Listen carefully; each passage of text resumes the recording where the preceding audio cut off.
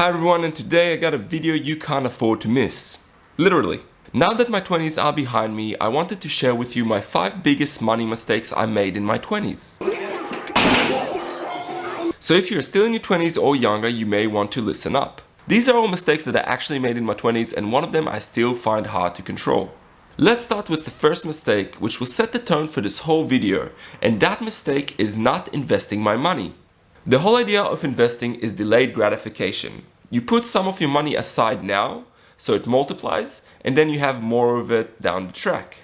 And the earlier you start, the better because of the compounding interest effect.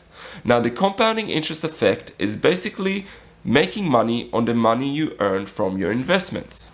I didn't actually start investing until I was 27, and because of that, I am actually worth $100,000 less today. Let's do a quick example.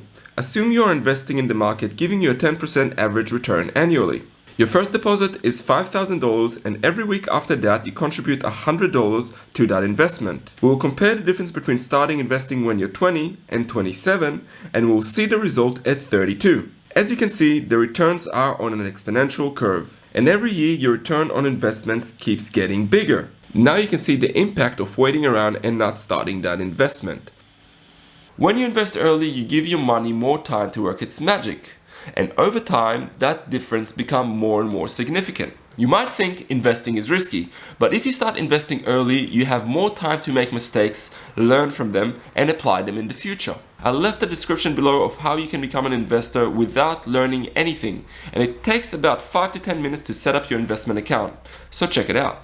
My second mistake is buying an expensive car. If you are in your 20s and planning on buying a car, please watch this video.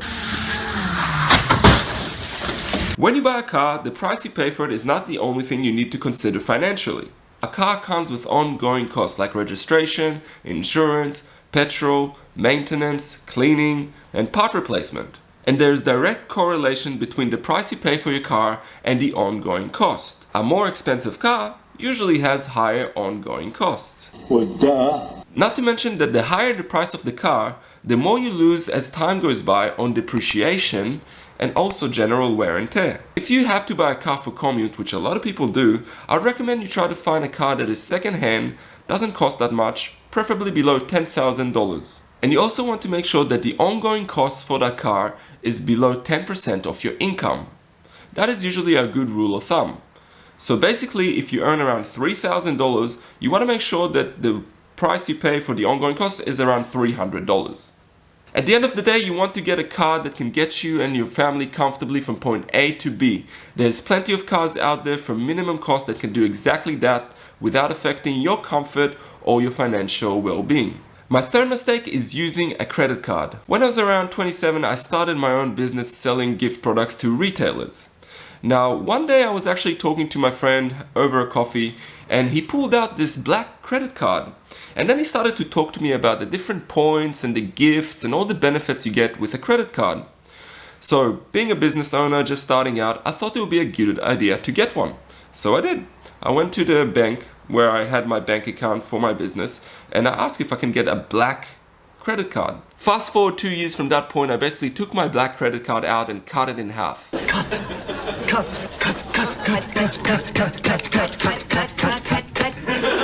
The reason, you might ask? Because I think credit cards don't really have much value unless you're paying a significant amount of money or you found some sort of loophole where you can actually benefit out of those credit cards. Personally, I don't want to spend a lot of time on doing that. Credit cards are mostly designed to make money for the banks. Otherwise, banks won't be in business and they won't be making any money. What do you mean? I have $100. Not anymore, you don't. Poof. For example, my black business card cost me around $380. That is just the annual fee I have to pay for the card.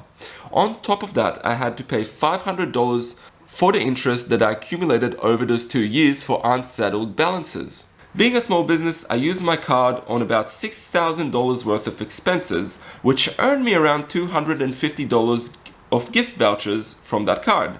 I did the maths, taking away the expenses of the card and the gifts that I got from it, and I lost $630 that year. I did the maths to see when it will be profitable to actually have a credit card, and I realized that I needed to spend around $100,000 just to break even.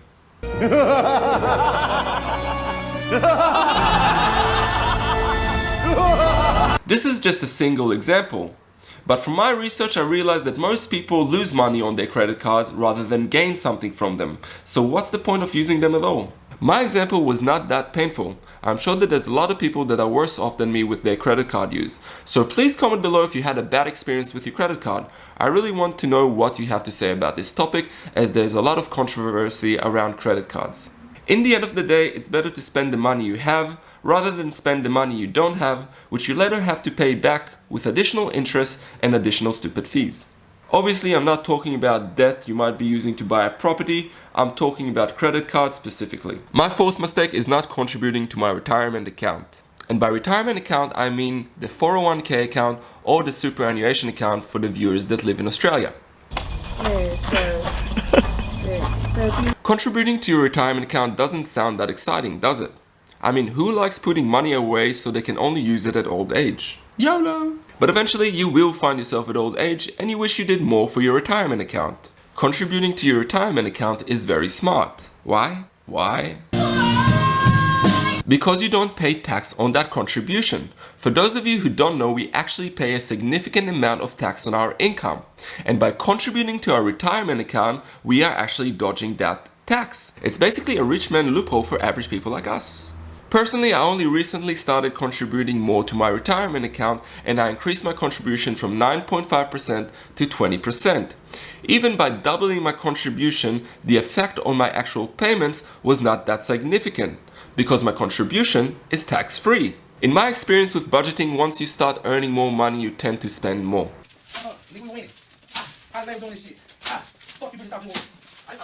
So by reducing your income for contributing to your retirement account, you might feel this thing a little bit, but eventually you will adjust to it and you won't notice the difference. Quick disclaimer, I'm not a financial advisor and anything you see in this video is for entertainment and educational purposes only. So in summary, instead of your hard-earned money going to the government in the form of tax, why not contribute some of it to your retirement account? If I knew this information early on, I would have signed up for that 20% contribution as soon as I started making an income. My fifth mistake was not budgeting. For the majorities of my 20s, I actually never budgeted and lived paycheck to paycheck. I think my main problem was that I wasn't financially educated. I don't think it was until I was 27 that I picked up a book that taught me about money, or anything that has to do with financial income or entrepreneurship. At the time I got out of university in my late 20s, I don't think I had any money to my name. I think I actually had to ask Dad for a bit of a loan in order for me to get by until I actually found a job. Money, please! Money, please. Ben. Once I started work, I wanted to become more responsible with my money and started reading and watching YouTube videos and getting the information I need to learn how to handle my money. Honestly, I really wish I started budgeting and investing earlier in my life in order for me to take advantage of that compounding interest effect we talked about earlier on. I do feel a bit envious of all these young individuals that started learning about money in their teens and in their 20s. But it's never too late. Even in your 30s and 40s, you can make significant changes that will improve your life and your financial position. Especially when we're talking about that retirement account and your contribution to it. Budgeting works hand in hand with investing, and by budgeting correctly, you can put some money aside for your investment account. Investing is a slow marathon, and that compounding interest effect becomes monstrous the more time it has to grow. Finally, budgeting will make you feel better and more in control of your financial situation. I can say for myself that after a few years of budgeting, I have a good cash cushion, I feel more financially stable, and I have liquidity in case I face some sort of financial hardship in the future. Also, I do need to thank to some good investments I made in the last few years. Thank you all for watching until the end of the video, and I got some final words that I want to cover. First of all, I want to say that we all make mistakes. That's just a part of life and part of being human. But the most important thing is that we learn from these mistakes and apply them in the future. Having that good relationship with your money is very important because that way your life will be less stressful and you can be assured that you know where your money is going, how much you're making and how much you're investing. By creating that abundance relationship with your money, you give yourself the opportunity to go traveling more, to spend more time with your family, and to have more time for hobbies that you might be interested in. I think one of the best takeaways for me is that money can give you freedom and also the sense of security. I mean, think about losing your job for a second. How long can you stay out of work for? Can you do it for a month? Can you do it for 2 months? How about a year? How about 2 years? Imagine going for a second to work and knowing that if you get fired for a whole year or even 2 years, you don't need to work and you have that financial abundance. I would like to end the video with a little story between two brothers named Ben and Tom. Ben and Tom got to the same position in their 30s.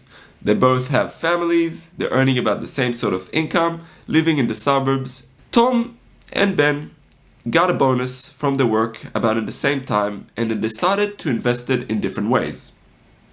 Ben decided to invest his money in some financial educational books and just learning a few courses about financial management and financial education. He thought it would be a good way for him to sort of improve his lifestyle and also improve his financial position. Now, as opposed to Ben, Tom, on the other hand, always wanted to get a bar for his house, and this was the opportunity he had to take that bonus money and invest in a bar.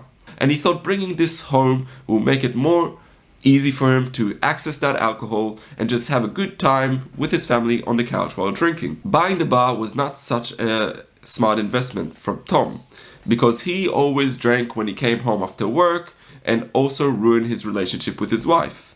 Ben, on the other hand, learned about money through his books and also some self-improvement practices that helped him get a raise in his job and also get to a higher position. The whole point of the story is that you have the power to do what you want with your life. And by investing in education, especially if it means learning about money handling and financial management, you can make a big difference in your life and hopefully have that abundance of time and money in the future. Hopefully you got something out of this video and I was able to give you some sort of value so you can apply in your financial aspect of life. Thank you so much for watching and hopefully I'll see you in the next video.